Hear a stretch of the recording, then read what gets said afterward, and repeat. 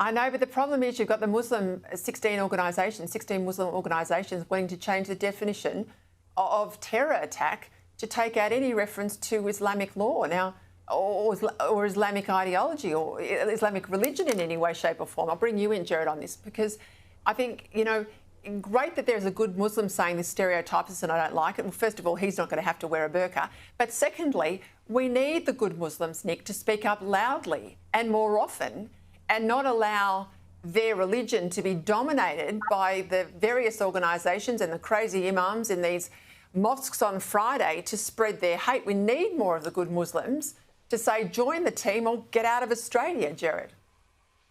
Well, I agree with Nick that numbers is probably the main issue right now. But to your point, Peter, we have to be able to talk about cultural fit. The idea that we are just interchangeable economic units and it doesn't matter where we come from, you come to Australia within 6 months, you sort of download Australian values and you become westernised, that just doesn't bear out in reality. And when you are thinking about how do we maintain social cohesion, how do we make sure that all of our women, our children, everyone in the community is held to the same standard and has the same rights to protections, you have to talk about some of these cultural issues, and they're uncomfortable. But ultimately, we're talking about the future of our country, the character of our nation. And if we can't have that conversation in somewhere like the Senate or even on a program like this, then heaven help us if that is left out into the streets to be sorted out. And I think this is when you look at Western nations around the world and this real surge in populism, I think it's because elites and those who have the kind of platforms that we enjoy, they haven't been willing to have this conversation. And I think we need to start it. I think it's something Australians do